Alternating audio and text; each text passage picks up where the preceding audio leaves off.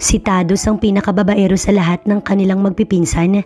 Hindi niya kasundo ang daddy niya, kaya madalas napagala-gala ito sa bataan kung saan naroon ang mga tito at tita niya. Kung minsan, kulong lang talaga sa unit ang ginagawa niya. Hindi ka pa ba uuwi? Tanong ng Tito Denver niya habang umiinom sila ng alak katatapos lamang ng kasal ni Daniela. Hindi ko po alam. Malungkot na saad ni Tad. Maingay ito't masayahin pero pag nakainom, doon na makikita ang tunay nitong dinadala. Mami's boy si Tados, kaya mula nang mawala ang mami niya dahil sa sakit na colon cancer, panay na ang lagalag niya. Para bang nawalan ng saysay ang buhay niya. Dalawin mo ang daddy mo. I'm sure namimiss ka na rin nun. Wika ni Denver. Hindi ko po alam. Nandyan din naman yung bago niya kaya baka pati ako nakalimutan niya na. Malungkot na saad pa ni Tad. Malakas uminom ng alak si Tad kaya kahit anong iharap sa kanya, baliwala lang. Nakapunta pa nga siya ng bar ng gabing yun. Gusto niya sanang magpakalangot kalimutan ng lahat. Wala si RJ na sandalan niya dahil nasa Italy ito. Si Keisho naman ay may anak na. Ang pinakapaborito niya naman na pinsan na si Danny ay nag-asawa na din. Tss, malas talaga. Naiinis na niya habang nakatayo sa table malapit sa crowd. Maingay ang paligid at nagkakagulo ang lahat. Akmang iinumin ni Tados ang alak na nasa baso niya nang may makatabig sa kanya. Ang ending, tumapon iyon sa damit niya na ikinainit ng ulo niya. What the? Inis siyang lumingon. Natigilan siya nang may babae sa likod niya at obviously ito ang nakabangga sa kanya. Tss! Aniya, halata kasing languna ang babae sa alak. Nasalo pa nga niya ang bewang ng babae ng kamuntikan na itong matumba. Bakit ka umiinom nang hindi mo naman pala kaya? Sermon ni Tad sa babae pero nagulat siya nang bigla siya nitong halikan. I hate my life. Gusto ko nang mamatay. Bakit ko kailangang isakripisyo ang sarili ko sa kanila? Malungkot na saad ng babae habang hinahaplos ang pisngi ni Tados. Na mga sandaling yun, para siyang hinihigop ng babae na yun. Nalulunod siya sa magandang mukha nito. Kaya ako kailangan maglasing dahil sa dinner date ng family ko sa lalaki na yun. Emosyonal na saad ng babae. Napalunok si Tad at napatingin sa labi ng dalaga na iyon. Parang huminto ang oras at tanging sila lamang ng babae ang humihinga ng mga sandaling yun. Walang pasabi ng biglang dambahin ng halik ni Tad ang dalaga. Malalim na halik, halos maipit sa padarang babae. Hawak pa nga ni Tad ang magkabilang pisngi ng babae. Hindi niya ito tinigilan hanggang sa kapusin sila ng paghinga. Lalapit pa nga si Tad nang may humawi sa kanya at biglang sumuntok. Kuya? Anang babae. Hindi na nagawang makipag-usap ni Tad sa babae dahil marahas itong hinila ng lalaki na kuya umano ng babae. Ba't ganyan ang labi mo? Puna ng kaibigan ni Tados kinaumagahan nang dalawin siya nito sa opisina. Tss, wag mo nang itanong. Di naman nakakatuwa. Irap na saad ni Tados. Umugong ang malakas na tawa ng kaibigan niyang si Ivan. Alam mo kasi, 33 ka na. Sa inyo, ikaw na lang yata ang walang asawa. Kung gagayahin mo naman si paring RG, aba, mag-isip-isip ka. Wari ko'y gayon talaga ang taong yon. Sugar daddy ang nais. Birong saad pa nito. Napangisi din si Tados dahil sa accent ng binata. Palibhasa Batanggenyo. Tss, huwag mong kalimutan ang sarili mo. Matanda lang ako ng 3 buwan sa'yo. Ani Tad, tsaka muling nagtipa sa laptop na kaharap. Abay wag akong problemahin at madaming naghahabol sa mukhang ire. Tumawa na naman si Ivan. Oo nga pala, lumbay ang daddy mo kagabi. Tumaas ang kilay ni Tad at bumaling kay Ivan. Bakit naman? Curious na tanong niya. Ay, hindi umatendi yung fiancé niya sa dinner nila kagabi. Tumatawang ani Ivan. Wari ko'y natakot. Sabi ay kaedad mo lamang iyong syota niya eh. Ilang taon na ba si Tito? Sarkastikong ani Ivan. Napangiwi si Tados. Sa loob niya, naroon ang inis. Panibagong tampo na naman ang nabuo sa kanya. Sa dinami-dami ng babae sa mundo, may mga matatandang dalaga din naman kung susumahin. Kaya't napapaisip siya kung hindi kaya nanliliit ang daddy niya at kailangan pa iyong kaedad niya ang piliin ito. Pero ayaw mo ba yun? Jack, makakasundo mo yun dahil kaedad mo lang. Ngumisi si Ivan. Tulad niya, mahilig din ito sa babae kaya alam na alam ni Tad ang takbo ng isip ng kanyang kaibigan. Madami namang choice para hindi ganun ang mapangasawa ng daddy mo. Bulong pa nito pero batid ni Tad na may nais pa itong iparating sa kanya. Napalunok si Tadus. Alam mong higit na mas gwapo ko kaysa kay Tito. Malay mo, makuha mo sa paspasan ng babae na yun ang palihim. Pag okay na, tsaka mo iwan. Napakasama ng ideyang iyon ni Ivan pero lumakbay pa din iyon sa isip ni Tadus hanggang isang tawag ang natanggap niya kinahaponan. Yes, hello? Ani Tad sa linya. Son, it's me. Nawalan siya ng interes nang madinig niya ang daddy niya sa linya. Umuwi ka. Gusto kong personal mong makilala ang tita Amira mo. Siya ang babaeng pakakasalan ko. Tss, tingin niyo ba interesado ko sa kanya? Pakasalan niyo siya, wala akong pakailam. Ani Tadus pero malakas na sigaw ng daddy niya ang bumalot sa linya. Hindi kita pinalaking ganyan, Tadus. Umirap si Tad sa kawalan. Di niyo naman talaga ako pinalaki. Bulong niya sa sarili niya pero ganun pa man sumagot siya. Okay, I'll be there. Wala namang puwang ang pagtanggi ko kapag ginusto niyo, hindi ba? Ani Tadus tsaka umirap at pinatay ang linya. Ayaw ni Tad na lumaki pa ang hindi pagkakaunawaan nila ng daddy niya kaya't kahit labag sa loob niya, doon na nga siya dumiretso. Tahimik noon ang buong kabahayan nang pumasok si Tad. Tss, pati yata mga kasambahay naglayasan na. Di na kinaya ang matanda na yun. Iiling-iling na sabi ni Tad nang may mamataan siya sa kusina. Saktong nauuhaw din siya kaya doon na siya dumiretso. Lot ang mahaba nitong buhok. Nakaputing t-shirt na nakatak-in naman sa maikling short nitong maong. Iniisip ni Tadus kung bago ba ito at hindi naka-uniforme. Hey! Kuha niya sa atensyon ng babaeng nakaharap din sa ref na bukas. Nang humarap iyon sa kanya, nanlaki pareho ang mata nila. Hindi nila inaasahan na makikita nila ang isa't isa. Ito ang babaeng nakasama ni Tad ng gabing yun. Ang babaeng nagsumbong sa kanya na ayaw nitong umattend sa dinner date. Ang babaeng pumukaw sa puso ni Tadus. Ang babaeng hinahanap-hanap niya. Ikaw? Wika ni Tad. Paano kang nakarating dito? Tanong ni Tad.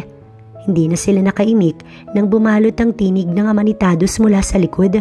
Finally, nagkita din kayo. Wika ng matanda. Kapwa naguluhan si Tad at saka iyong babae. Son, meet your tita Amira. Parang gumuho ang mundo ni Tad. Noon lang din naintindihan ni Amira na anak ng fiancé niya ang lalaking kaharap niya. Nawala na siya lalo ng pag-asa. Akala niya ay si Tadus na ang makakatulong sa kanya para itakas siya sa lalaki na yun. Ngunit ngayon, malabo na dahil mag-ama pala sila. Napakurap si Tadus. Okay, I'm Tadus. Call me whatever you want. Ani Tad, tsaka inalok ang kamay niya. Tinignan iyon ng babae. Nag-aalangan pa nga itong abutin yun. I'm Amira. Saad ng babae. Di ko siya tatawagin na tita. Lalo na mami. Parang malapit lang naman ang age namin. Amira na lang din siguro. Malamig na sabi ni Tad, tsaka tumalikod. Magpapalit ako ng damit. Aniya, tsaka naglakad paakyat ng hindi nililingon ng dalawa. Nandun naglungkot pero wala siyang magagawa. Narito na ito. Ibinagsak ni Tad ang sarili niya sa kama at tsaka pumikit na. Sa totoo lang, balak niya pa sanang ipahanap ang babae na yun para mas makilala ito pero mukhang malabo na, lalo at mapapangasawa pala ito ng daddy niya. Tuloy ay hindi niya naiwasang isipin ang suhestyon ni Ivan sa kanya kanina na palihim na akitin ng fiancé ng daddy niya pero alam niyang iba ang gusto niyang mangyari. Kung si Ivan gusto lang na maghiwalay ang babae at ang daddy niya dahil sa age gap nito, si Tad ay iba. Gusto niyang siya ang magmay-ari sa babae na yun. Gayunpaman, winala na lamang ni Tad ang isipin na iyon. Nagpalit ng pantulog si Tad tsaka naglakad pababa.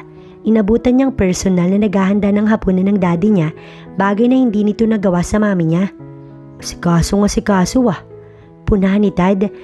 Bagaman ganun ang sinabi ng binata, hindi siya pinatulan ng daddy niya. Sa halip, ngumiti na lamang ito. Paano kayo nagkakilala? Wala bang pilitan na nangyari? Nangaasar na sabi ni Tad. Napatigil ang daddy niya, tsaka tumingin sa kanya. Base sa itsura nito, halatang guilty. Sige na, ako na magtutuloy dyan. Tawagin mo na lang yung babae mo. Ani Tad, tsaka isa-isang nagbaba ng plato sa malaking mesa. Nakaupo na si Tad nang dumating sina Amira at ang daddy niya. Inaalalayan pa nga nito ang babae, bagay na ikinakibit balikat ni Tad. Nagsimula na siyang kumain since hindi naman nauso sa kanilang magdasal bago kumain. Pwede bang magdasal muna tayo? Napahinto siya sa paghiwa ng karne na nasa plato niya. Tinignan ni Tados iyong babae, tsaka niya binitiwan iyong kutsara. Si Amira ang nanguna sa pagdarasal na yun, pero hindi nakisama si Tad. Dilat ang mata niya habang nakatitig sa babae. Itinatanong niya sa sarili niya kung bakit sa dinami-dami ng babae sa mundo na maaaring makasama ng daddy niya ay bakit ito pa. Bumalik sa pagkain ng mata niya nang matapos sa pagdarasal si Amira. Paano kayo nagkakilala?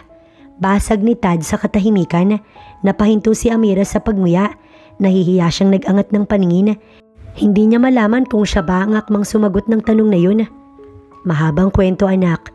Siguro pag-usapan na lang natin sa ibang araw. Wika ng kanyang daddy. Umisi si Tad para bang mas lumalim ang kuryosidad sa kanya. Hindi ba pwedeng ikwento? Ngising ani Tad. This is arranged. Sana nasagot ko ang tanong mo. Awkward na sabi ni Amira, tsaka nagpatuloy sa pagkain. Kumunot ang noo ni Tados. Humigpit ang hawak niya sa kutsara.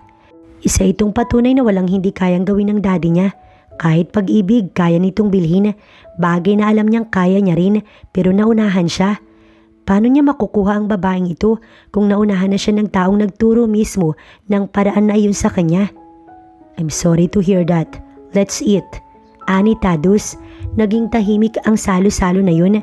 Napatunayan din ni Tad na hindi pa nga gaanong kaklose si Amira at ang kanyang daddy. Naunang tumayo si Tad. Ayaw niyang makita na pumasok ang dalawang iyon sa iisang kwarto. Sa totoo lang, ayaw niya ng pakiramdam na yun. Gusto niyang maging malaya. Yung dating siya, yung hindi manghihinayang sa babae. Binagsak ni Tad ang sarili niya sa kama.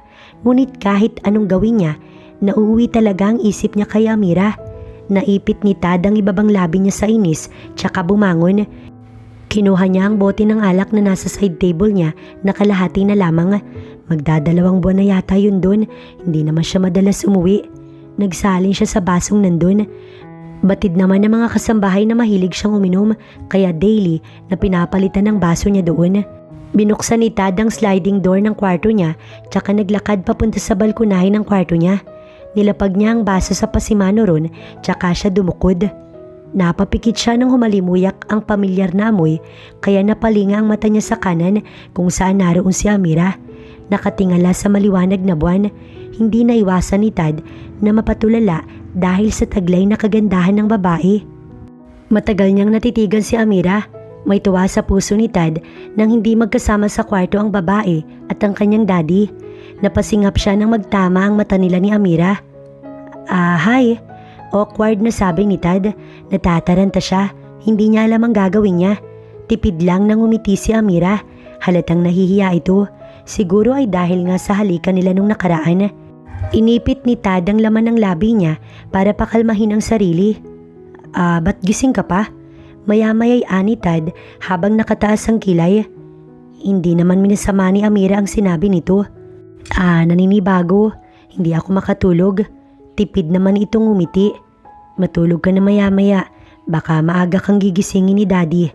Umirap si Tad tsaka naglakad pabalik sa loob ng kwarto. Nahawakan niya ang dibdib niya sa lakas ng kaba. Shit, nababakla na yata ko. Umiiling na niya. Matagal-tagal din bago niya naalalang hindi niya pala dala iyong baso niya, kaya dahan-dahan siyang lumabas at nagdarasal na sana wala na doon si Amira. Wala na nga doon ang dalaga kaya nakahinga siya ng maluwag. Pinakawalan ni Tad ang malalim niyang buntong hininga tsaka hinawakan ng baso. Kasalanan ng bagay na ito pero ayaw tumigil ng puso't isip niya na isigaw ang pangalan at itsura ni Amira para patuloy itong mahalin. Kinaumagahan ay malakas na katok ang nagpagising sa kanya. Araw ng Sabado kaya wala siyang opisina. Yakap niya ang unan niya nang makita niya ang daddy niya sa loob ng kwarto niya. Ano ka ba naman anak? Ilak mo yung pinto mo kung ganyan ang isusuot mo. Patungkol ng matanda sa boxer na suot ni Tad. Naguhumiyaw kasi ang laki ng alaga nito kaya't minabuting takpan ni Tad ang parting yun. Bakit ba kasi kayo nandito? Reklamo ni Tad habang pupungas-pungas. Aalis ako. Nakalakang pinto ni Amira. Ikaw muna ang bahala sa kanya. Dad, no. Aalis din ako. Huwag niyo siyang ibilin sa akin. Masama ang tingin na sabi ni Tad tsaka bumangon. Saan ka mon? Kailangan kong kausapin ng Kuya RG mo. Patungkol ng matanda sa panganay na pamangkin sa lahat ng mga orkisa.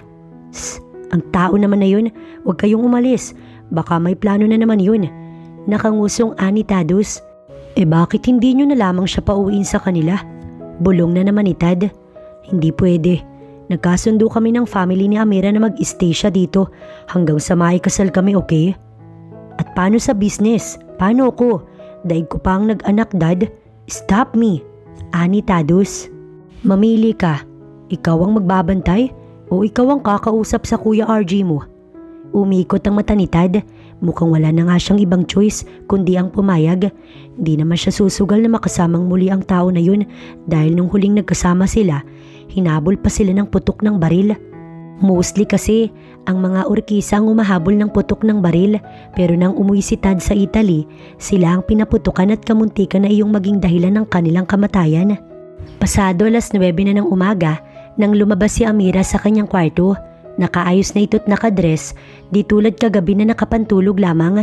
Inabutan niya pa nga si Tad na nagkakapi sa sala habang naka-cross legs. Wala yung asawa mo, may nilakad. Baka hanapin mo. Ani Tadus. Ganun ba? Hindi siya nakapagpaalam.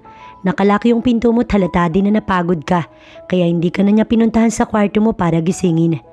Ani Tadus. Do you want to drink coffee? Ani Tad, tsaka tinignan si Amira. Hindi, ayos lang ako.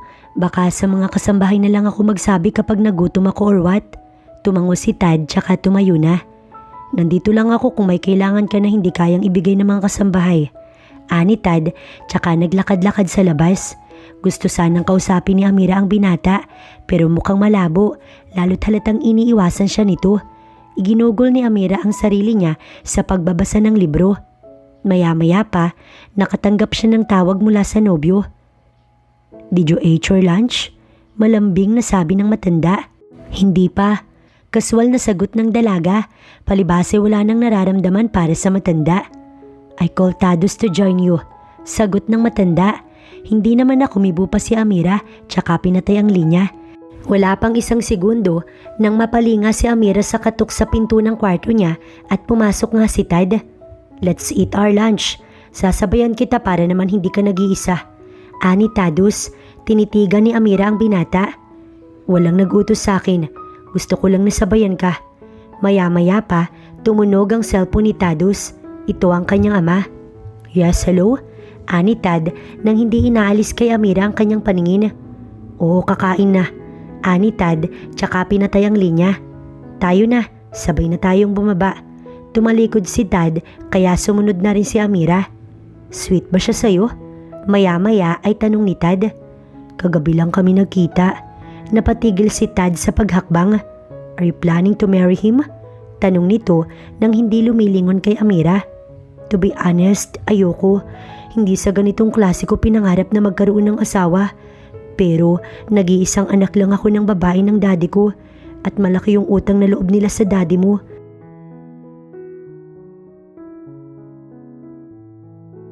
Kaya nga nang itanong niya kung pwede ako nitong mapangasawa, walang dalawang sabi na binigay ako ni daddy. Nakaramdam ng awa si Tadus para sa babae. Sobrang opposite nila. Inalisan ng karapatan ng babaeng ito na pakasalan kung sino ang gusto. Habang siya, malayang gustuhin ang taong gusto niya. Yun nga lang, matatali na ito sa daddy niya. Can you choose me over him?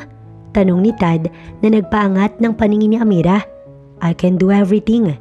Dugtong pa ng binata. Malakas itong magsalita ng ganun. Palibhasa nga, wala doon ng mga kasambahay. Ano bang klaseng tanong yan? Nag-aalangan na sabi ni Amira nang hawakan ni Tad ang kamay niya na nasa mesa. You kissed me last night. You said that you hate him. Naayaw mo sa taong yon without knowing na si daddy pala. Kaagad na hinila ni Amira ang kamay niya sa pagkakahawak ni Tad. Itigil mo kung anong iniisip mo.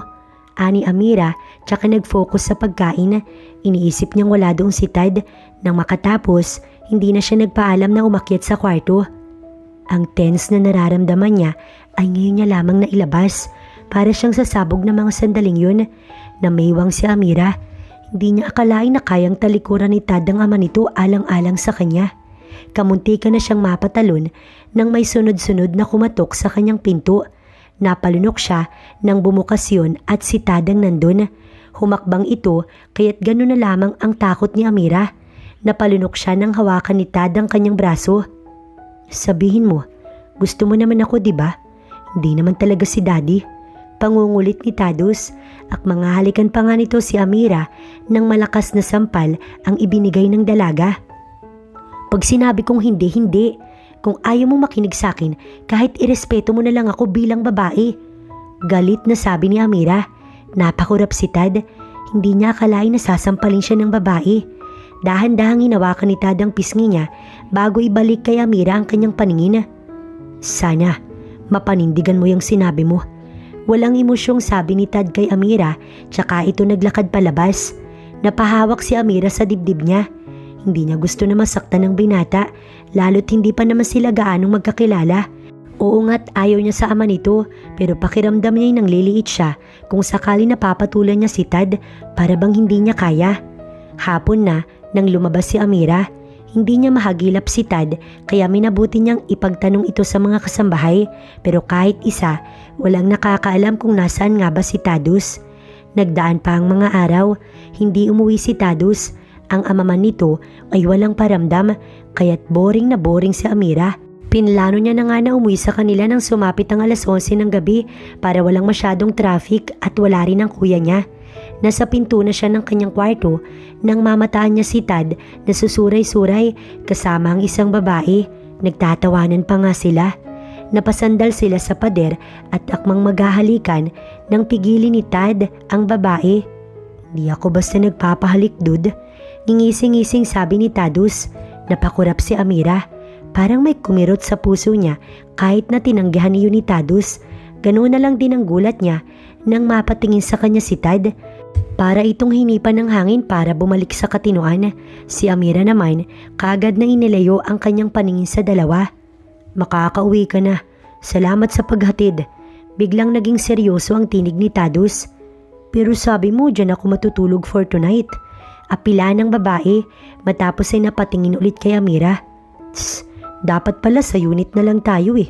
Inis na bumitaw yung babae kay Tados tsaka naglakad palabas. Aalis ka? Ani Tados. Oo, ani Amira tsaka akmang aalis na nang hawakan ni Tados ang pulsuhan niya. Stay, please stay. Ani Tados na labis na nagpakaba kay Amira. Nakainom ito kaya tiyak na ipipilit nito kung ano ang gusto niya. Stay with me. Saad pa ni Tados, parang nanghina si Amira nang muling tumingin sa mga mata ng binata. Hinawakan ni Tad ang magkabilang pisngi niya kasabay ng dahan-dahang paglapit nito sa mukha niya. Tuloy ay magkahalong alak at ang mint na amoy ng bibig nito ang naaamoy niya. Napapikit si Amira kasabay ng tuluyang lumapat ang labi ni Tados sa kanya. Panatag sila dahil patay ang mga ilaw. Habang hinahalikan ni Tad si Amira, sumusulong siya sa paglalakad habang si Amira naman paatras ng paatras. Siguro nga'y masyadong malalim ang kanilang halikan kaya tunog na lamang ng pagsara ng pinto ang narinig ni Amira. Bumagsak sila sa kama habang nasa unahan si Tados. Kapwa titig na titig sila sa isa't isa. Tados, malito. Apila ni Amira pero hinaplos ng binata ang labi niya dahilan para mapapikit siya. Lahat magiging tama. Magtiwala ka sa akin. Ani Tados kasabay noon nang sakupin nito ang labi ni Amira. Mariin na paghaplos ang ginawa niya sa dalaga na nasisiguro ni Tados na magpapabaliw dito. Bagaman babaero siya ay wala pa siyang babaeng napapakailamanan dahil pangarap din niyang sa espesyal na babae niya iyon magawa. Hindi niya naman naisip na magiging kahati niya pa ang daddy niya. Naitulak ni Amira si Tados. Sorry, hindi ko kaya, please. Ani Amira tsaka nagtatatakbo. Napabuntong hininga si Tados. Ang inis niya ay pinigil niya na lamang. Naiinis siya dahil hindi napabilang si Amira sa mga babae na humahabol sa kanya. Kinaumagahan, maagang nagising si Tados. Tulad nung nakaraan, inaasahan niyang mauunahan niya si Amira sa sala. Kahit nga may hangover, tiniis niya ang sakit pero pasado alas 10 na, wala pa ding Amira na lumalabas. Manang siling, Hindi pa ba lumalabas si Amira? Tanong ni Tadus. Sir? Patanong na saad nito. Sir, si Ma'am Amira po'y wala sa kwarto niya mula pa kaninang madaling araw. Nangunot ang noo ni Tadus. Nagtatatakbo pa nga ito paakyat sa kwarto ni Amira at tulad ng sabi ng kasambahay, wala nga ito doon. Dumiretso na si Tadus sa kwarto niya para gumayak papunta sa opisina. Siyempre para din ipahanap si Amira sa sekretary niya. Pero pagdating sa opisina, nandun din ang babaeng hinahanap niya. Nakaupo iyon sa kanyang swivel chair. What's the meaning of this? Naguguluhang saad ni Tadus. Tumawag po ang chairman. Si Miss Amira daw po ang magmamanage ng company for temporary. Saad ng kanyang sekretary. You'll be my manager for temporary. Ani Amira, tsaka sinalubong ang mata ni Tadus. Gina, labas. Ani Tadus. No, stay here Gina. Giit ni Amira habang hindi nagpapatinag sa titig ni Tadus. Okay, stay. Gusto mo makita niya kung anong gagawin ko? Nanunubok na sabi ni Tadus. Humakbang siya palapit kay Amira at saka yumuko. Gusto mong makita? Ani Tadus. Tuloy ay nagtatatakbo si Gina palabas. Batid nito kung gaano kapilyo ang binata na hindi ito magbibiro sa nais itong gawin. Ngumisi si Tadus tsaka huminto sa paglapit kay Amira. Sige, hawakan mo ang titulo ko. Papayag ako magpalipin sa'yo dahil alam kong balang araw luluhudan din kita. Lalo na sa kama. Ngising ani Tadus na ikinapula ng mukha ni Amira. Batid niya kung anong pinapatungkulan ni Tadus. Pagpunta ni Tadus sa floor kung saan ang office niya, napasimangot siya. Nadidinig niya mga bulungan dun. Karamihan may mga lihim na paghanga sa kanya. Kaya lang mga matronang matatanda na ang mga iyon. Naging napakadali lang ng trabaho ni Tad bilang assistant manager. Kailangan niya lang naman kasing iayos sa mga lalabas at papasok na materyales sa kumpanya. Lalo na pag sa ibang bansa ang usapan. Malaking construction building kasi ang kumpanya na yun at talaga namang madaming customers. Anong nangyari? Sino yung nasa opisina mo? Ani Ivan nang sumapit ang pananghalian. Kalapit lang kasi ng company niya ang company ni Tadus. Tss, pumunta ka dun? Curious na tanong ni Tadus kaya tumango naman si Ivan. Ang ganda bro. Hindi natuloy ni Ivan ang sasabihin niya nang tutukan siya ng tinidor ni Tadus. Hindi nakakatuwa. Itigil mo kung ayaw mong laslasin ko yung leeg mo. Banta ni Tadus na ikinatawa naman ni Ivan. Hay, napaka-protective namang tunay. Umiiling na sabi ni Ivan. Naging mabagal ang pagkain ni Tadus dahil inaasahan niyang baka late nga lang si Amira. Pero kahit matapos na ang lunch, walang Amira na dumating kaya minabuti ni Tadus na dalhan ito ng pagkain para masigurong makakakain si Amira. Kung sakali na hindi nito tanggapin, may second option naman siya. Baka itapon niya na lamang. Pagdating nga sa opisina, inabutan niyang stress na stress si Amira. Abalang-abala ito sa PC niya. Maya-maya ay sisilip sa makapal na papel na nasa harap niya.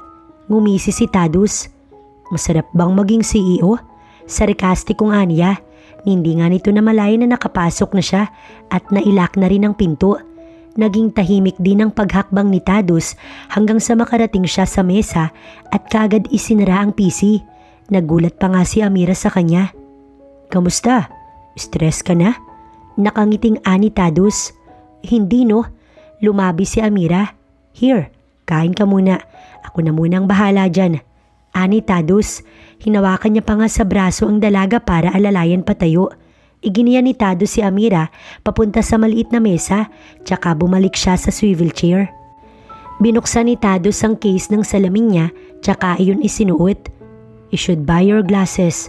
Masisira ang mata mo kung wala kang suot na anti-radiation lalo't nakaasa ka sa PC. Ani Tadus habang nagtitipa sa laptop na kaharap niya. Nahiya si Amira. Tinignan niya ang gwapong si Tadus. Nakakaakit ang itsura nito at talagang oras na hindi niya pinigil ang sarili niya. Baka ito ang piliin niya kaysa sama nito. Huwag mo ko masyadong titigan. Mahilig ako mag-assume. Sige ka, baka itago kita kay daddy. Ngiting saad ni Tadus nang tumingin kay Amira. Napalabi naman ng dalaga dahil sa hiya. Mahirapan ka talaga pag ganito. Maya-maya ay singit pa ni Tadus. Dapat katuwang mo si Gina. Pagsasabihan ko siya mamaya. Nag-inat si Tadus tsaka naglakad papunta kay Amira. Naupo siya sa tabi nito pero may pagitan pa din naman.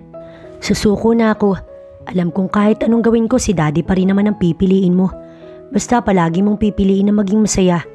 Wala na kasing rewind sa mundo. May pait na saad ni Tadus pero kailangan niya maging totoo. Umiidad na din siya kaya naiisip niyang ilugar ang kanyang sarili. Baka humanap na rin ako ng babaeng pakakasalan ko.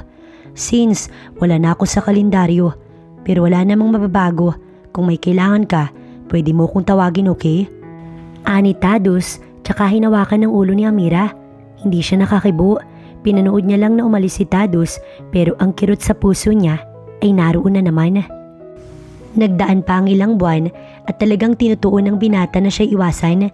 Wala naman ang dinadalang babae ito sa bahay pero madalang na ding umuwi si Tadus. Lumabas si Amira at pumunta sa coffee shop para makapag-refresh ng sarili. Kung minsan kasi, hindi niya maiwasang maitanong sa kanyang sarili kung ano nga ba ang purpose niya sa buhay ng mag-ama. Hindi siya tinatawagan ni Teo. Ang daddy ni Tadus, wala siyang balita sa lalaki habang nangungulila naman siya sa anak nito. Para bang lalo siyang nahulog kay Tadus mula nang mawala ito sa bahay. Palagi niyang hinahanap ang presensya nito. Kahit kasi sa opisina, hindi na rin siya nito kinakausap. Napalinga siya sa lalaking palapit sa kinauupuan niya. Maputi at matangkad, naka-sunglass habang nakasuksok sa magkabilang bulsa ang mga kamay. Nakangisi at cool na cool habang naglalakad. Nangunot ang noo ni Amira para bang mas mayabang pa ito kaysa kay Tadus. Hi! Nakangising saad pa din ito nang maupo sa harap niya. Hindi kumibo si Amira at napansin iyon ng lalaki kaya't nag-alis ito ng sunglass. May gulat kay Amira nang makita ang kabuuan ng mukha nito. It's a kind of pleasure to meet you. Matamis ang ngiti ng lalaki. Kahawig na kahawig ni Tadus ito pero hindi naman niya kilala kung sino. Oh, by the way, I'm Dark. Inalok ng lalaki ang kamay kay Amira. RG Dark. Buo pa nitong pakilala. Sino ka? Ani Amira. Napangiwi yung lalaki. Oo nga pala. Nakalimutan ko. Ace ako ng mga orkisa. Parang messenger. Utusan ganun. Humalakhak si RG. Low-key lang kasi. Biro pa nito. So, sinadya kita dito para sabihing pinapalaya ka na ni Mr. Tudor. Malapit na siyang ikasal sa Italy with his hot mama. Humagalpak ng tawa si RG. Huwag mong sasabihin kay Tadus, okay? Gusto ko ma-surprise siya. Pinikita ni RG si Amira. Hindi kita pipilitin na maniwala ka sa akin. Basta uulitin ko lang ang palagi kong sinasabi. The time is running. Pikit mata na sabi ni RG bago sinuot ang sunglass niya tsaka naglakad palabas. Hindi malaman ni Amira kung dapat ba siyang maniwala sa lalaki gayong hindi naman niya ito kakilala. Samantala, nakahiga si Tadus sa kama niya alas 3 ng hapon habang pinagmamasdan ng maliit na picture ni Amira na hawak niya. Namimiss niya na ito. Kahit hindi niya sabihin, alam niyang tumatak na sa puso niya ang dalaga na gustong gusto niya na ito pero hindi siya makapagdesisyon. Ngayong araw na siya haharap sa pamilya ni Casey, yun ang bago niyang nobya. Si Amira ang nakapagpabago sa kanya sa pagiging babaero niya pero ang masakit, iba naman ang makikinabang nito. Napabuntong hininga si Tadus kasabay noon nang mag-ring ang kanyang cellphone. Unang kita niya pa lang, alam na niyang may ibabalita na naman ito pero hindi niya alam kung masama o mabuti. Oh, masama ang loob na sabi ni Tadus. Nadinig niya ang malakas na halakhak ni RG sa linya. Mukhang bad trip kaya. Natuto ka na ba? Tawang ani RG sa linya. Tss, huwag mong kulayan ang buhay ko't matagal nang may kulay to. Huwag mo kong idamay dyan sa kalukuhan mo. Nakasimangot na sabi ni Tadus. Haya na naman ang malakas na halakhak ni RG. Hindi ko kukulayan. Alam ko namang may ibang magkukulay dyan. Tawang ani to. Huwag kang umalis sa unit mo kung ayaw mong magsisi bukas. Ani RG, luminga-linga si Tadus. Huwag mo kong hanapin, wala ako dyan. Ngising saad pa ng pinsan ni Tad. Ako'y tigilan mo sa pantitrip mo Ani Tadus, tsaka pinatay ang linya. Dumiretso na siya sa bathroom niya para maligo. Sandali niya nga lang tinapos yun dahil susunduin niya pa si Casey. Ilang oras din ang itinagal niya. Napasulyap siya sa kanyang relo at napangiwi siya dahil pasado alas 7 na. Nagmamadali niyang binuksan ang pinto ng unit niya pero mukha ni Amira ang bumungad sa kanya. Halatang nakainom ito. Napakurap siya nang sila ay magkatinginan. Amira, what are you doing here? Takang ani Tadus. I can't handle it, Tadus. Emosyonal na sabi ni Amira. I can't handle it. Saad pa nitong minsan na ikinataka ni Tadus. Handle ang alin? Ani Tadus. Napaatras siya nang hawakan ni Amira ang magkabila niyang pisngi. I miss you. Ani Amira pero nagsalubong ang kilay ni Tadus at inalis ang kamay ni Amira sa kanyang pisngi. Sandali nga. Ani Tadus. Ano bang nangyayari sa'yo? May lakad ako kaya hindi ako pwede dyan sa laro mo. Hindi ba sinabi ko na? Kakalimutan ko yung feelings ko sa'yo dahil si Daddy ang gusto mo. Umiling si Amira. Hindi yan totoo, Tad. Gusto kita. Emosyonal na sabi ni Amira. Palibhasa nga nakainom ng alak. Ano yun? Ganun na lang yun? May GF na ako, Amira. Di na tayo pwede. Ani Tadus. Mas naging emosyonal si Amira na mga sandaling yun. Napahikbi siya kasabay ng pagluha ng mata niya. Napasalampak siya sa sahig. Ganun ba? Para bang bigla itong nanghina. Napakurap si Tadus. Wala siyang maintindihan sa nangyayari pero may ideya siya na may ginalaw na naman si RG sa baso na hawak nito at hindi niya alam kung ano yun. Inalalayan ni Tadus si Amira patayo. Pwede kang magstay dito. Aalis din naman ako. Ani Tadus tsaka ngumiti ng tipid. Nagring ang phone niya kaya sandali niyang naitabi ang pag-aalala para kay Amira. Mula ang tawag kay Casey. Tinatanong nito kung nasaan na siya at nag-aantay na ito. Yeah, I'll be there in a minute. Just wait for me. Ani Tadus tsaka pinatay ang linya. Pagtingin niya kay Amira ay nakahiga na ito. Hindi niya alam kung anong nararamdaman niya. Naguguluhan siya. Para bang nangangapa siya sa dilim na kahit anong liwanag ay wala. Yumuko siya para hawiin ang mga buhok na nasa mukha nito. Ang puso niya, napakalakas ng tibok. Hindi niya alam kung anong dapat gawin. Pero batid niyang mahal na mahal niya si Amira. Akala niya nga pang teenager lang ang love at first sight. Pero sa lagay niya ay kaunting panahon na lang ay senior na siya. Pero tinablan siya nun. Iwinala niya sa isip niya mga bagay na iyon dahil si Casey ang dapat niyang unahin. Nilak ni Tadus ang pinto tsaka naglakad papunta sa parking area kung saan naroon ang kanyang kotse. Sinakyan niya iyon tsaka pinaandar. Nasa kahabaan na siya ng highway nang tawagan niya si Casey. Nasa meeting place na ba sila tito at tita? Ani Tadus. Wala pa love, nasa bahay pa pero pupunta na dun. Ani Casey sa linya. Pwede ba nating i-cancel muna yung dinner? Sa mother time na lang kung pwede. Ako na lang ang sasagot ng lahat ng expenses. May mahalaga lang talaga akong gagawin today. Ani Tadus. Pero iniintay kita, love. Nag-iisa lang ako sa coffee shop. Ani Casey. Ipapasundo kita. Ipahahatid kita. Masuyong Ani Tadus. Tadus, hindi pwede. Giit ni Casey. Pero buo na ang desisyon ni Tadus. Wala naman talaga siyang damdamin kay Casey. 1 linggo pa lang silang nagkakakilala at nais niya lang sanang mag-move on kay Amira. Kaya niya ito ginusto. Pero napasubo siya nang ito na mismo ang magsabi na magpakasal na sila. Masakit ang ulo ni Amira nang magising siya. Maliwanag na sinag ng araw ang dumapo sa mukha niya kaya napilitan siyang magdilat ng mata. Hindi pamilyar na kwarto ang bumungad sa kanya. Napahawak pa siya sa kanyang sentido. Ramdam niya ang kirot. Dahan-dahan siyang naglakad palabas. Sa huling pagkakaalala niya ay nasa unit siya ni Tadus pero ngayon parang nasa bakasyon siya. Nasaan ako? Aniya sa sarili. Kasama ako. Napalinga siya sa likod niya. Tadus? Gulat na sambit ni Amira matapos ay napatingin siya sa magandang hubog ng katawan nito pati na sa mga abs na nasa tiyan nito. Nasaan tayo? Inosenteng aniya na ikinatawa ni Tadus. Nandito ka.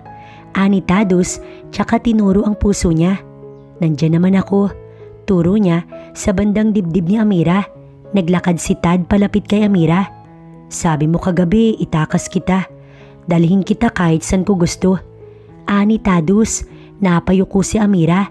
Nahiya siya dahil hindi niya yun matandaan. Hinawakan ni Tad ang ilalim ng mukha niya hanggang sa magtapat ang kanilang paningin. Seryoso ka ba dun? Masuyong ani Tadus. Tumango si Amira. Hindi niya maaaring sabihin ang sinabi ni RG kaya kailangan niyang magpaka-inosente. Oo Tadus, gusto kita. Gustong gusto. Nasabi yun ni Amira sa gitna ng kanyang hiya. Matapang niyang sinalubong ang mata ni Tadus. Ngumiti ng matamis si Tadus tsaka hinawakan ng pulsuhan ng dalaga at hinila. Nasa Ilocos tayo. Hideout ko ito sa lahat. Ani Tadus. Hinawakan niya ang bewang ni Amira tsaka tinulungan paakyat sa high chair. Itatakas kita sa sino mang mga habol sa atin. Ngiting saad pa ni Tadus. Paano yung GF mo? Ayos lang naman siya, kasama ako eh. Ngising ani Tadus. Si Casey ang sinasabi ko. Apila ni Amira. Lumapit si Tadus at tinutok ang muka sa kanya. Mahal kita. Yun muna sa ngayon, pwede ba? Masuyong ani Tadus. Kusang tumango si Amira kaya matamis na ngumiti si Tadus. Inabot niya ang labi ni Amira para bigyan ng manipis na halik pero tumugon si Amira. At naging hudyat yun para gatungan ng maliit na alab na si Tadus mismo ang gumawa. Napahawak si Tadus sa batok ni Amira hanggang sa mapasandal na ito sa minibar na nasa likod ni Amira. Lumalim ang halikan nila at anytime maaari silang mapaso sa isa't isa. Kumawala kay Amira ang manipis na tinig na nagpabaliw kay Tadus. Ang labi nito ay mas naghanap pa. Halos makagat na ni Tadus ang labi ng dalaga matapos ay bumaba iyon ng bumaba. Ang kamay ni Tadus ay naging napakabilis para buksan ang pantulog na suot ni Amira. I want you. Hinihingal na sabi ni Tadus. Hindi nakapagsalita si Amira dahil parang natuyo ang kanyang lalamunan. Hindi pa tayo nagbe-breakfast. Apila ni Amira pero nginisihan lamang siya ni Tadus. Be my breakfast then. Kagatlabi na sabi ni Tadus tsaka kinarga si Amira papunta sa sofa. Ngayon na ba natin gagawin to? Kabadong ani Amira pero nginisihan lamang siya ni Tadus. Hindi pa ako nakakaligo. Saad ni Amira. Nagbabaka sakali na mapigil niya ang binata pero mukhang malabo na. Ipinwesto ni Tadus ang tuhod niya sa pagitan ng dalawang hita ni Amira bago dahan-dahang yumuko at bigyang muli si Amira ng kakaibang halik. Naglakbay ang labi ni Tadus. Talagang masasabing napakagaling nito hanggang sa makagat ni Amira ang ibabang labi niya nang maramdaman niya ang kamay ni Tadus. Kumuwala na naman ang tinig niya. Napamura si Tadus para bang lalo siyang nagkaroon ng interes na magawa yun. Para madinig muli ang pag-iingay ng dalaga. Matagal na hindi naramdaman ni Amira si Tadus nang idilat ng dalaga ang kanyang mata. Nasa sahig na si Tadus. Hawak nito ang dalawang tuhod niya at mabilis na pinaghiwalay yun. Hihinga-hinga si Amira dahil baka kung anong gawin ni Tadus. Tinutuungan ng lalaki na siya ang aalmusalin nito. Lumukot ang muka ni Tadus dahil berhen pa si Amira. Ititigil ko ba? Ani Tadus kahit hindi naman siya nahihirapan. Pero plano niya nang buntisin si Amira para hindi na ito makuha ng daddy niya. Hindi, ituloy mo. Ani Amira. Tumango si Tadus tsaka ginawa na nga ang bagay na iyon. Walang pagsisisi nilang pinagsaluhan ng isa't isa hanggang sa magawa nila ang gusto nila. Napaupo na lang si Tadus sa sofa nang makayari sila. Gandang-ganda siya kay Amira. Hinang-hina ito kaya minabuti ni Tadus na kargahin ito pabalik sa kwarto. Dadalhan kita ng almusal. Just wait me here. Bulong ni Tadus sa pikitang mata na si Amira. Tumango naman ito kaya lumabas na si Tadus. Inilalagay niya na nga sa tray ang mga pagkain nang biglang nagring ang kanyang cellphone. Si Casey ang nasa linya. Hello? Ani Tadus. Walang nagsasalita sa linya at tanging paghikbi lamang ang nadidinig niya. Buntis ako Tadus. Saad ni Casey na ikinabigla niya. What the hell are you talking about? Sa lubong ang kilay na sabi ni Tadus. Tadus, please, umuwi ka dito. Kausapin mo ko. Nagmamakaawa na sabi ni Casey sa linya. Ibabalita mong buntis ka't hindi matutuloy ang kasal natin, tama? Saad muli ni Tadus. Hindi. Sinasabi ko sa ito para pakasalan mo ko. Saad ni Casey. Are you trying to kidding me? Sarkastikong ani Tadus. Sinabi ko na sa'yo, nagbabagong buhay ako. Kaya nga hindi kita pinakailamanan eh. Dahil ayoko may pagsisihan ka oras na matali ka sa akin. No Tadus, Mapapatay ako ni Daddy, maawa ka sa akin. Umuwi ka dito. Kailangan kita. Sabi mo naman willing ka sa lahat ng bagay para sa akin, hindi ba? Tadus? Tawag ni Amira na bumalot sa kabuuan ng kusina. Who is that? Nanginig ang tinig ni Casey. Are you with someone? Akala ko ba nagbago ka na? Kala ko ako lang. Sino yan? Nanggagalaiting saad ni Casey pero pinatay na lang ni Tadus ang cellphone niya para hindi na siya matawagan ng dalaga. Bakit ang tagal mo? May ginawa ka ba? Ani Amira. Tinitigan ni Tadus ang babae. Nakuha niya ito ng buo kaya ayaw naman niyang magsinungaling. Tumawag si Casey. Ani Tadus nang maibaba ang tray. Naupo si Amira at tinignan kung anong gagawin ni Tadus. Bakit daw? Tanong ni Amira. Halata naman kasi na hindi magsasalita si Tadus kung hindi niya tatanungin. She's pregnant. Bakas ang pag-aalangan sa mukha ni Tadus. Nabitawan naman ni Amira ang kutsara sa kanyang kamay. Ang puso niya na puno ng emosyon, puno ng tanong pero lahat ng yun ay nawala ng hawakan ni Tadus ang kamay niya. Hindi ako okay. Hindi ako. Paglilinaw ni Tadus. Walang nangyari sa amin kaya wag kang mag-isip. Parang nakahinga ng maluwag si Amira. Anong sabi mo sa kanya? Anong sabi niya? Gusto niyang panagutan ko ang bata. Nasalo ni Amira ang bibig niya. Kung ano-anong pumapasok sa isip ni Amira, kaya niyakap siya ni Tadus. Bala ko na makipag-break sa kanya sa maayos sanang usapan. Alam niya naman na hindi ko siya gusto. Ginawa ko yung lahat ng to para lang makamove on sa'yo. Malungkot na sabi ni Tadus. Si Daddy mo, pansin ko na hindi na kayo malapit sa isa't isa. Humiwalay si Tadus sa yakapan nila. Oo, oras na pinayagan niya tayo. Tatanawin kong malaking utang na loob yun. Ibabalik ko kung ano yung pagmamahal na binigay ko sa kanya nun. Kapag binigay ka niya sa akin, ibig sabihin, kaya niyang isuko ang lahat para sa akin. Di matatawaran ang pagmamahal na meron siya para sa akin. Tipid nang umiti si Tadus. Napakurap si Amira. Ngayon ay malinaw niya nang naunawaan ang lahat. Gusto ni RG na maging maayos ang lahat na ginamit siya ni RG bilang pain para magkaayos ang mag-ama na ito. Parang hindi rin kasi siya tinuring ng ama ni Tadus bilang isang kapareha, kundi isang anak. Napakabait nito sa kanya at hindi man lang siya binastos. Kilala mo si RG? Maya-maya ay saad ni Amira. Naningkit ang mata ni Tadus. Kilala mo siya? Kaagad na umiling si Amira sa tanong ni Tadus. Hindi, naikwento lang ng daddy mo nun. Tss, panira yun palagi sa takbo ng kwento. Kaya dapat hindi mo siya makilala kung ayaw mong masira ang kung anong meron tayo. Ngusong ani Tadus na ikinahagikgik ni Amira. Naging maayos ang ilang linggong pagsasama nila Tadus at Amira. Ngunit sadyang malakas ang pang-amoy ng mga magulang ni Casey. Nalaman pa din kasi nito kung saan naroon tumutuloy ang dalawa. Umaga iyon, wala na si Tadus sa bahay nang magising si Amira. Masama ang pakiramdam niya. Para siyang lalagnatin. Sumabay pa ang pagpilipit ng sikmura niya kaya sa banyo siya dumiretso. Nangihinaman, talagang nagsusuka na siya kaya tumungo sa CR si Amira. Nakadinig siya ng kalabog. Akala niya nga ay si Tadus na ito. Nandito ko, Tad. Malakas na sigaw ni Amira dahil talagang nangihina na siya.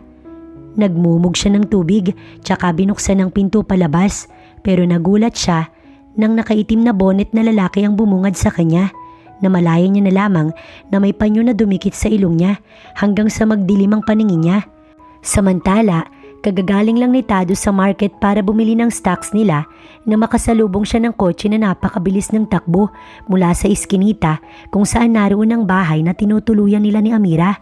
Binalot siya ng takot kaya nagmadali siya sa pag-uwi. Pagpasok niya sa maliit na gate ay bukas na yun.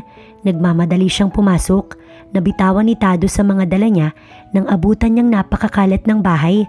Abot-abot na ang pagmumura na nagawa niya sa isip niya. May note sa sofa kaya kinuha niya yun. Pagbabanta mula sa mga magulang ni Casey.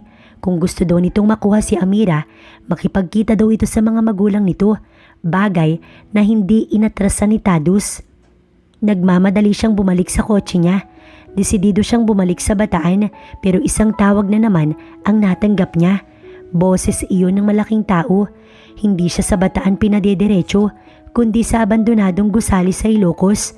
Yung building ng mga Marcos na ipagagawa sanang electric panel noon. Bagaman may kaba, dumiretso nga doon si Tadus. May dalawang lalaki na sumundo sa kanya sa bungad. Nakatutok kaagad sa kanya ang mga baril na mga ito kaya nakataas ang kamay niya nang bumaba sa kotse. Kinapkapan pa siya. Sumunod ka. Anang isa nang masigurong wala siyang dala na kahit na ano. Nakapagitna siya sa dalawang lalaki. Sayang, ang kinis at ang ganda nun. Kaso may laman, pero pwede pa din naman kapag pumayag si boss. Usapan ng dalawa na hindi naman maintindihan ni Tadus. Asawa yata ng gago na ito yun eh. Saad ng isang lalaki. Tumawa naman yung lalaki na nasa unahan. Mamamatay siya mamaya kakaiyak dahil harap-harapan kong huhubaran ng asawa niya. Anang lalaki. Napahinto si Tadus. Gustong-gusto niya nang bugbugin ang mga ito pero malamig ng uso ng baril ang sumayad sa kanyang pisngi. Ano, laban ka? Hamon pa ng isa. Kaya pikit mata na naman si Tadus na humakbang hanggang sa marating nila ang malawak na abandonadong gusali. Madilim at nakakasulasok ang amoy. Sa gitna noon ay nakatali si Amira sa bangko, pati ang bibig nito ay may tape din. Napaluha si Amira at naging emosyonal nang makita si Tadus. Akmang lalapitan ni Tadus ang nobya nang lumabas ang ama ni Casey. Mr. Urquiza, halika't mag-usap tayo. Saad ng Ginoo. Inilabas ng mga tauhan ito ang mahabang mesa at ilang upuan. Matagal-tagal na din mula nang takasan mo kami sa dinner date natin. Nakakahiya ang bagay na yun, kaya't ako na mismo ang nagpaunlak sa iyo. Saad ng Ginoo pero hindi makapag-focus si Tadus dahil nandoon lang kay Amira ang kanyang mga mata. Hindi naman aalis ang babaeng yan. Nasa kamay mo na rin ang kaligtasan niya, kaya huwag ka nang mag-alala pa. Tusong saad ng Ginoo. Maya-maya pa, lumabas si Casey. Halata na ang tiyan nito talagang alanganin na si Tadus ang nakabuntis dahil parang maglilimang buwan na ang tiyan nito. Sumagot ka ng maayos. Bakit mo iniwan sa ere ang anak ko? Tss, inaamin ko may kasalanan ako. Yun ang pag-alis ng hindi pinapaalam sa anak nyo. Pero bukod dun, wala na ako natatandaan pa. Ani Tadus. Naputol din ang pagsasalita niya nang pumutok ang baril na nasa kamay ng Ginoo. Malayo ang sagot mo sa tanong ko, Mr. Urquiza. Tatanungin kitang muli. Oras na hindi ko nagustuhan ang sagot mo. Patatamain ko na to sa braso mo. Mayabang na saad ng Ginoo. Bakit mo iniwan sa ere ang anak ko, Mr. Urquiza? Pumili ka. Pananagutan mo ang batang nasa sinapupunan niya o papatayin ko yung batang nasa sinapupunan ng babae na yun? Itinutok ng Ginoo ang baril kay Amira. Nanlaki ang mata ni Tadus. Hindi niya inaasahan na sasabihin iyon ng ama ni Casey. Punla ka ng punla. Hindi mo man lang tinitignan kung anong magiging resulta niyan. Kung pasabugin ko kaya yung ulo mo. Mayabang na sabi ng Ginoo. Abala ang lahat ng Urquiza kaya walang maasahan si Tadus ngayon.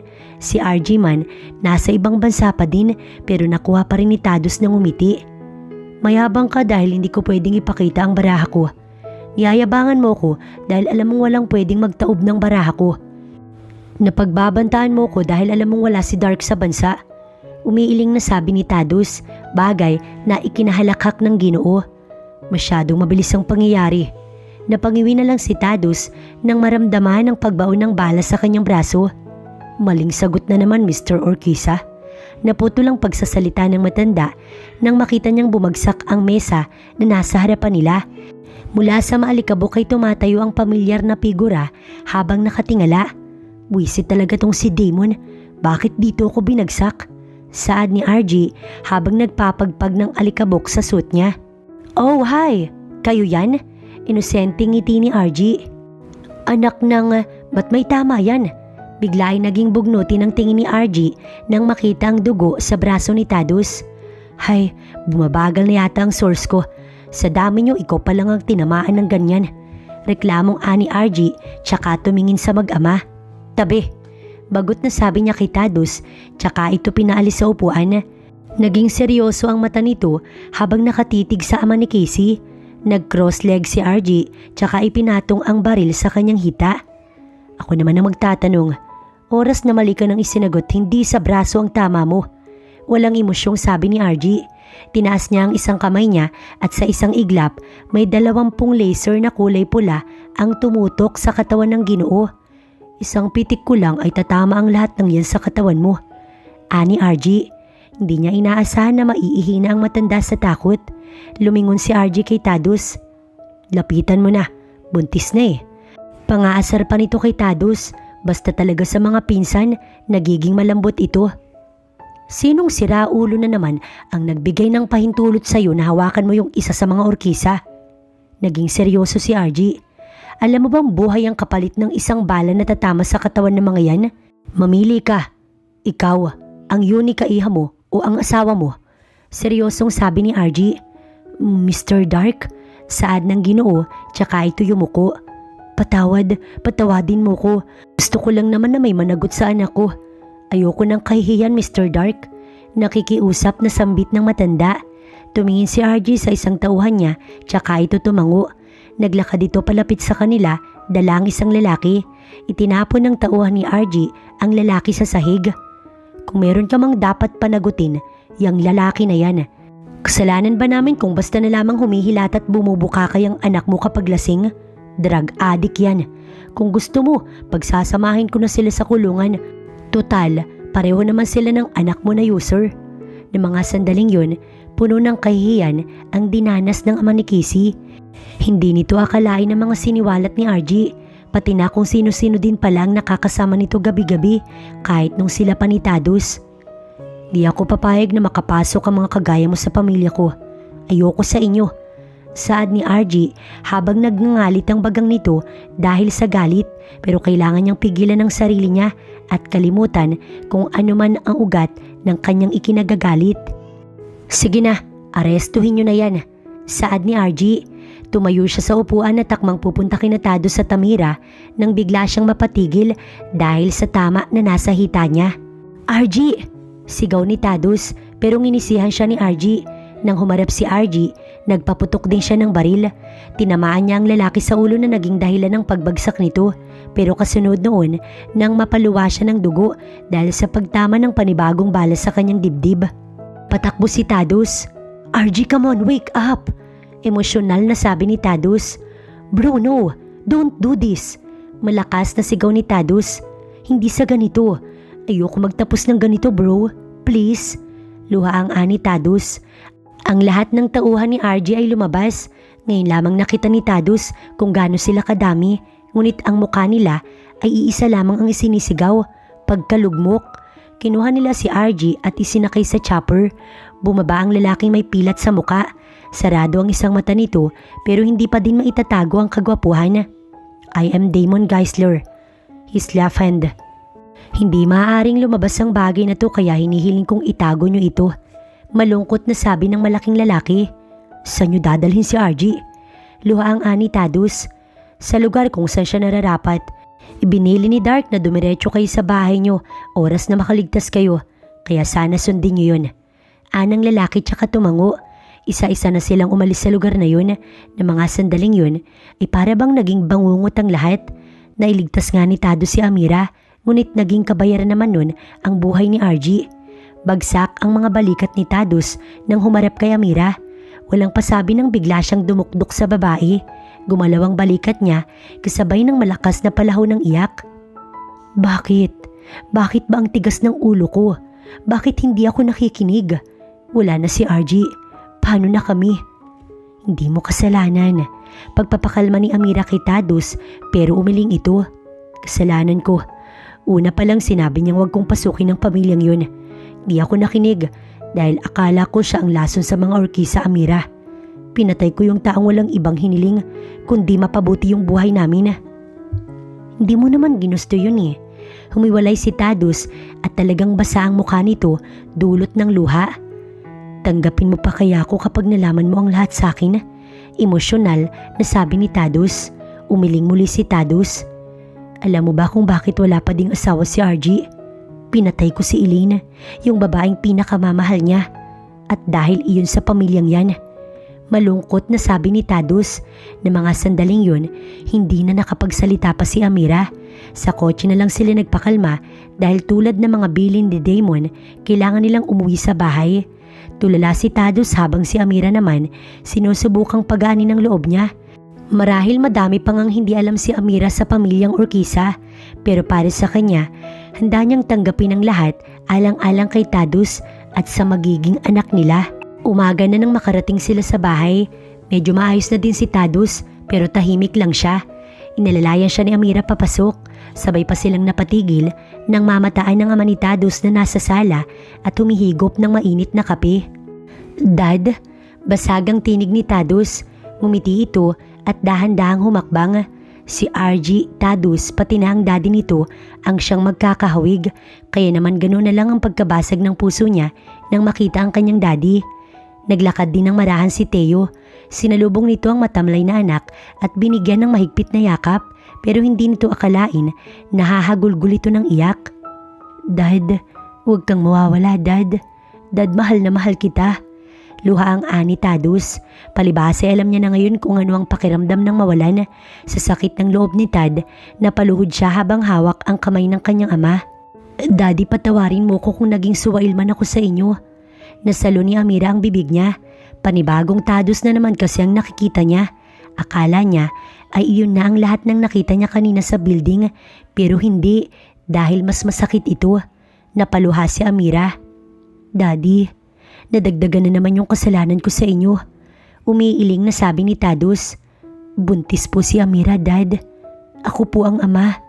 Tumikim ang Ginoo tsaka naupo sa harapan ng anak. Tinapik-tapik nito ang balikat niya. "Stop crying, man." Saad ng baritonong tinig ng matanda. "Everything will set into the right place. Walang dapat ihingi ng tawad dahil nakaplano ang lahat. Lahat ng mga mangyayari na ito ay kagustuhan ng may kapal. Kailangan lang nating tanggapin." Madamdaming saad din ng Ginoo pero umiling si Tadus. "Dad, may mga bagay na hindi na kayang ibalik pa. Yun ang natutunan ko sa pagiging matigas ang ulo. We should treasure every second of our life. Dahil kapag umalis na sila, hindi na yun maibabalik, Dad." Nakangiwing saad ni Tadus. Tinapik-tapik ng daddy niya ang pisngi niya. "Stop crying. Congratulations, anak. Magkakaapo na ako." Matamis ang ngiti na sabi ng daddy niya. Napahinto si Tadus at dahan-dahang tumingin dito. "Hindi kayo galit, Dad?" Ngumiti si Teo tsaka umiling.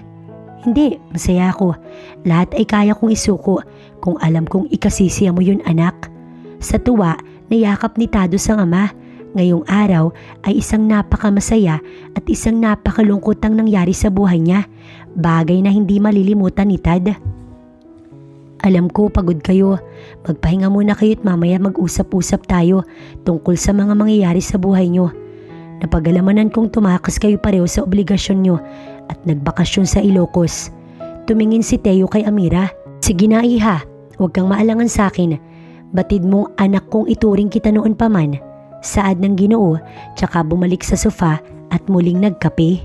Naging napakabilis na mga araw matapos maipaliwanag ng daddy ni Tad ang nangyari kay Amira at sa anak nitong kay Tadus. Bagay na ipinagpasalamat pa nga nila. "Biruin mong ikaw pala yun?" Saad ng kuya ni Amira. Yung pagkakasuntok nito kay Tadus ang sinasabi. Nasa bahay sila Tadus at nag-iihaw ng bangus. "Hayaan mo na, hindi pa naman natin kilala ang isa't isa nun." Saad ni Tadus tsaka sila nagtawanan. Baka naman may pinsan ka pa dyan. Ireto mo na sa akin. Pawala na yata ako sa wedding Napahalakhak si Tadus. Mas matindi pa kasi sa kanyang kuya ni Amira. Dati kasi takot siyang mag-asawa na wala na sa kalendaryo. Samantala ang kuya ni Amira, wedding na ang basihan. "Wala na. Lahat kami ay may asawa na." Ani Tadus. "Meron pa." Napalinga sila kay Kishon. May dala itong bagong bangus na iihawin. "Kaso, magsasayaw ka ng bala dun." Birong ani Kishon. Natahimik si Tadus dahil alam niyang si RG ang tinutukoy nito. Bagay na wala pang nakakaalam sa totoong nangyari dito maliban sa kanila ni Amira. "Oo, ayos lang. Basta kamukha niyo din Gaganda ng lahi niyo Saad ng kuya ni Amira. Tumawa si Kishon. "Nasa Italy. Sundan mo nang ikaw ang tumbungan nun. Hindi lang kanyang ipuputok sa'yo." Tawang ani Kishon. Kung normal nga lang ang lahat, baka napatawa din si Tadus. Pero malabo dahil alam niyang hindi naman na nag-e-exist si RG sa mundo. Sa lungkot nga ni Tadus, pumasok na lamang siya sa loob. Nakita ni Tad ang mga anak ni Kishon. "Mami, we miss Tito RG." "Tito? pagtawag nito sa malaking screen. Parang nabuhayan si Tad dahil katawagan ng mga bata si RG. Mga hakbang na siya palapit sa screen nang sawayin ng asawa ni Kisho ng mga ito. Baby, stop! Huwag niyong paglaruan ng CD ni Tito RG. Muling napabuntong hininga si Tad tsaka naglakad papunta kay Amira. Nakatayo ito sa balkonahe at lumalanghap ng sariwang hangin. Malaki na din ang tiyan. Makap si Tadus mula sa likod ni Amira. Naalala mo na naman si RG? Ani Amira. Hindi sumagot si Tadus kaya alam na nito ang sagot. Isunod natin sa kanya yung pangalan ng baby natin, gusto mo? Naisip ko din yun. Kaya lang ay baka lalo ko siyang hindi malimutan. Malungkot na sabi ni Tadus. Humarap si Amira kay Tadus. Hinawakan nito ang pisngi niya. Hindi naman porke nawala ang isang tao, kailangan na siyang kalimutan. Magiging aral siya at inspirasyon sa atin. Susunod ko sa kanya yung name ng baby natin para hindi natin siya malimutan. Yun ang point ko. Tsaka na lang natin yun intindihin. Mas dapat nga nating intindihin yung kasal natin, lalo't ilang linggo na lang din. Ngumiti si Amira at hinagka ng noo ni Tadus. Oo nga, excited na ako maging orkisa. Magiging sikat na rin ang apelyido ko. Birong ani Amira. Sa totoo lang ay halos araw-araw pinapasaya ni Amira si Tadus para lamang makalimot sa bangungot na yun. Hindi siya nawawala ng pag-asa na balang araw makakawala din si Tad sa malagim na trahedyang sila lang mismo ang nakakaalam. Pinaayos nila Amira at Tad ang kasal nila. Mula sa mga susuotin nila ay pasadya talaga. Mga mamahaling materyales ang ginamit. Beach wedding ang napag-usapan ng mga magulang nila. Ganon din kasi ang gusto nila Tad. Noon nga lang din nila nalaman na may small island doon si RG. Excited ang lahat syempre. Sila na nga lang din ang nag-ayos kay Amira. Kala ko hindi na mag-aasawa si Tado sa totoo lang. Ani Daniela habang nilalagyan ng makeup si Amira. Ako ang pinakapaborito niyan sa aming lahat. Hindi na itago ni Daniela ang kilig. Oo, naikwento niya nga sa akin. Ani Amira, wag mo kong pagseselosan ha. Biro pa ni Daniela kaya napatawa na lamang si Amira. Pero wag ka sana magtampo sa aming lahat.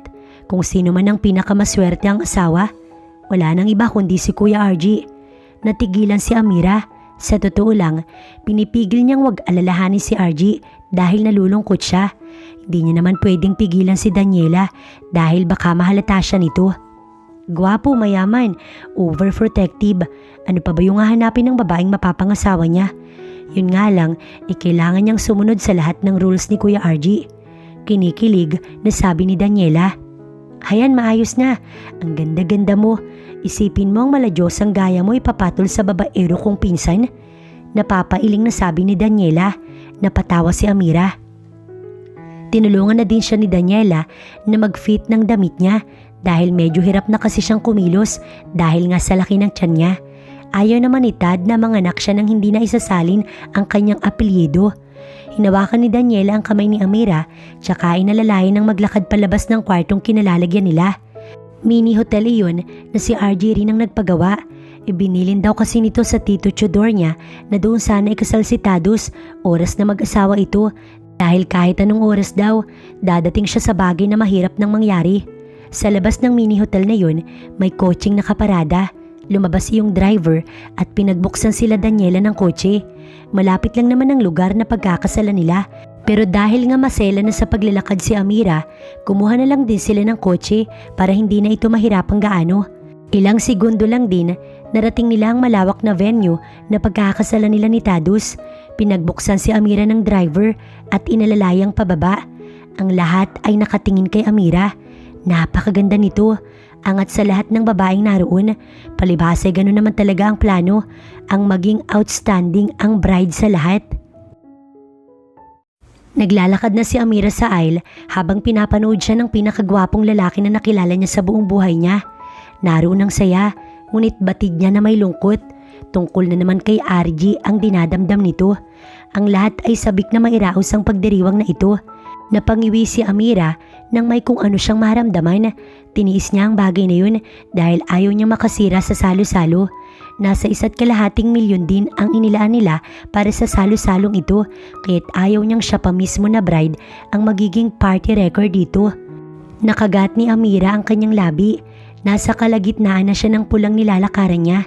Hindi niya na nga napapansin ang paunti-unting pagbagal ng kanyang hakbang, bagay na ipinag-alala ng karamihan. Maging si Tad ay nag-aalala na din. Ang kanyang kaunting ngiti ay napalitan ng takot. Nagmamadali niyang nilapitan si Amira. "What's wrong? Ayos ka lang ba?" Alalang saad ni Tadus, pero lukot lang ang mukha ni Amira. Balot ng pawis ang kanyang katawan. "Tadus, manganganak na yata ako." Ani Amira, ang lahat ay nataranta. Malayo ang hospital sa islang ito dahil nga lihim lang naman ito. Hindi din kasi inaasahan ni RG na madadali ni Tadus si Amira sa isang putukan lamang. "Kumuha kayo ng ambulansya." Malakas na sigaw ni Tadus. "Naku, wala pong hospital dito." Wika ng guest nila. Nadinig nilang malakas na halakak ng driver na siyang naghatid kanina kay Amira. Lahat sila ay napatingin dun, pero si Tadus ay napatulala. Batid niya kung kanino ang boses na yun. Hindi siya maaaring paglihiman. "Talaga bang hindi ako welcome sa party na to?" Umiiling na sabi ng driver, tsaka ibinaba ang sunglass. Bumungad ang mukha ni RG habang nakangisi. "I told you, darating ako kahit anong mangyari." Gustong maiyak ni Tadus na mga sandaling yun, pero kailangan niyang unahin si Amira. Madami siyang gustong itanong, pero pinandilatan lang siya ni RG, dahilan para bumalik siya sa ulirat. Maya-maya lang, dumating na ang chopper na pinadala ni RG para maghatid kay Amira sa hospital. Magulang na din ni Amira ang sumama sa kanya, tsaka si Tadus. Kaagad namang inasikaso si Amira sa hospital pagkarating nila doon. Nasa bench na si Tadus nang tapikin ni RG ang balikat nito. Napataas ang paningin ni Tadus. Ngiting-ngiti si RG. Sabik na niyakap ni Tadus ang pinsan. "Kala ko wala ka na." Naging emosyonal na naman si Tadus. "Kasama na naman ba to sa plano mo? Alam mo bang bangungot ang dinulot nito?" Umiiyak na saad ni Tadus. Tinapik-tapik ni RG ang likod ni Tadus. "Alam mong hindi ko ugali na bigyan kayo ng pasakit, kahit hindi ko to plano. Nakoma ako. Di ko pa alam kung bakit, gayong sa dibdib naman ako tinamaan. Pero yung bangungot na sinasabi mo, siya din ang nagturo sa'yo para makapagpakumbaba ka sa daddy mo. Balita ko okay na kayo." Ani RG. Bumitaw sa yakap si Tad tsaka tumango. "Ano ba kasing nangyari?" Umiiyak na sabi ni Tadus na ikinatawa ni RG. "Tss, iyakin ka pa din until now. Magkakaanak ka na, kaya dapat itigil mo na yung hobby mo na yan." Saway ni RG habang ginugulo ang buhok ni Tadus. Sa maikling sandali na yun, para bang bumalik sila sa pagiging bata. Si Tadus na iyakin at ang kuya RG niyang palaging nagtatanggol sa kanya. "Hindi mo talaga sinabi sa kanila kung anong kalagayan ko?" Maya-maya ay saad ni RG. Umiling si Tadus. "Yun ang bili ng lalaking sarado yung isang mata eh." Ani Tadus. Napatingala si RG habang nakapamewang. "Ang walang demon na yun. Talagang winalangya nila ako magkapatid." Naiinis na sabi ni RG. Di ako makapaniwala na ang mismong kanang kamay ko pang maglilibing sa akin sa limot." Saan ka ba nag-stay?" Ani Tadus. "Sa Batangas." Maya-maya pa'y dumating na ang pamilya ni Amira. Lumabas na din ang doktor. "Successful po ang panganganak ni Miss Amira. Congratulations po sa healthy na baby boy." Anang doktor. "Hay, dagdag na naman to sa makulit na babantayan ko." Umiiling na sabi ni RG. Maya-maya pa, may sumuntok sa braso ni RG. Pagtingin niya ay si Daniela. "Nax, ganda pa din kahit may asawa na." Ani RG. Nginisihan siya ni Daniela. "Mag-asawa ka na kasi para maging fresh ka din." Ani Daniela. "Oh father, anong ginagawa niyo dito?" Ani Tad nang makita ang pari na magkakasal sa kanila. "You know me Tad, puno ako ng surprise." Mayabang na sabi ni RG. "Sige na father, pasukin niyo na si Amira sa loob, baka may iba pang pumasok dyan." Biro nito na ikinagalit ni Tadus. "Anong pasukin? Anong papasok?" Binatukan ni Daniela si Tadus. "Obvious naman 'di ba? Dito niyo itutuloy ang kasal. Sayang ang 6 digit kung hindi yan matutuloy." Ani Daniela. Pasok silang lahat sa loob ng room ni Amira. Nililinisan pa ito ng kanilang abutan. Karga ng ibang nurse ang baby ni Amira, kaya't si Daniela na ang kumuha nun. "Teka, ano to?" Ani Amira tungkol sa pagpasok ng pari. Napatingin si Amira kay RG. Magko-complain pa nga sana ito, pero sinenyasan siya ni Tad na tumahimik na lamang. At tulad niya ng sinabi ni RG, ikinasal si Amira at Tad sa hospital. Isinabay na nga din ang binyag ng anak nilang si Archery na isinunod sa kupidong si RG.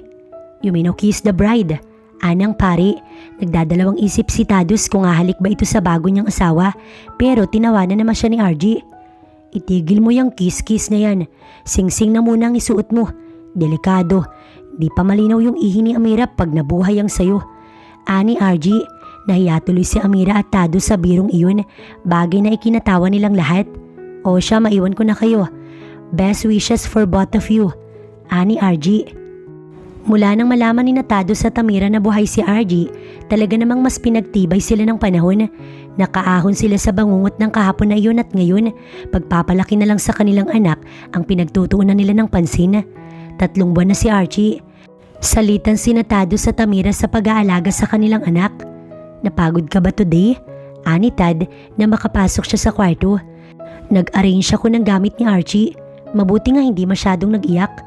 Malambing na sabi ni Amira habang karga si Archie sa bisig niya. Nasa kama siya at nakasandal sa headboard.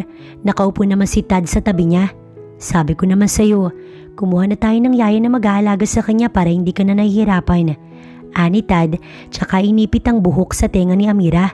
Ayoko, alam mo naman na pangarap kong palakihin ang anak natin ng tayo lang. Depensa ni Amira. Paano kung gusto ko pang magdagdag? Aalagaan ko pa rin. Sagot ni Amira. Kahit pa 5? Muling tanong ni Tadus. Tumango si Amira. Oo naman, ibabalik na kita sa daddy mo. Irap na sabi ni Amira na kinatawa naman ni Tad. Sa umaga, si Amira ang lahat.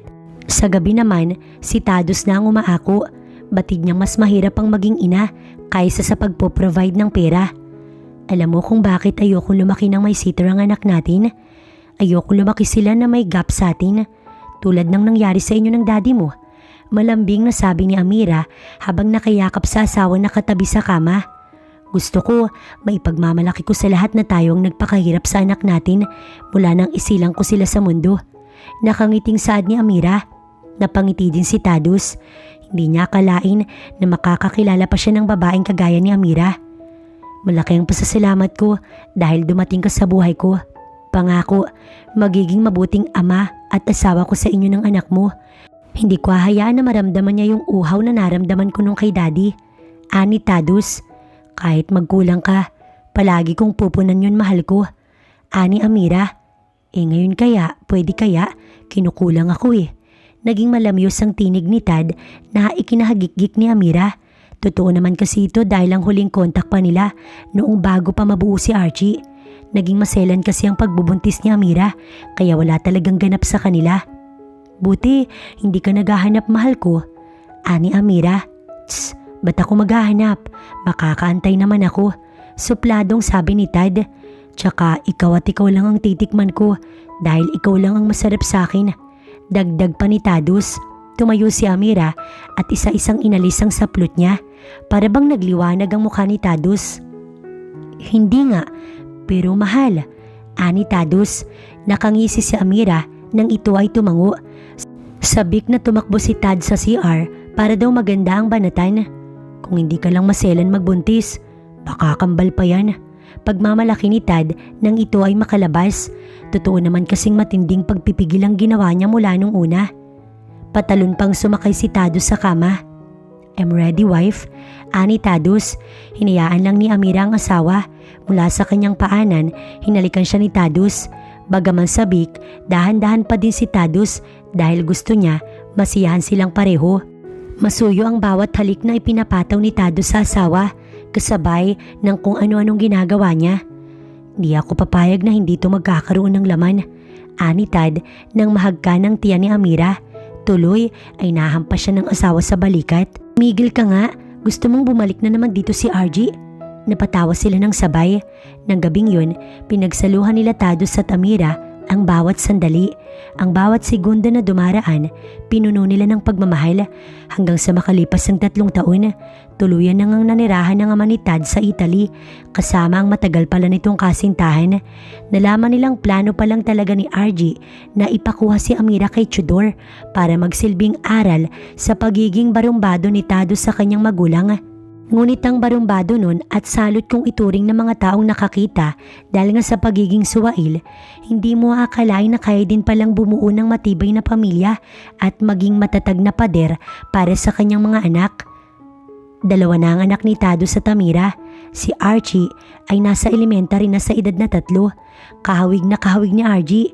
Kakasaway pala noon ni Amira kay Tad na wag isipin ng peking pagkamatay ni Archie. Lihim niya na itong napaglilihian.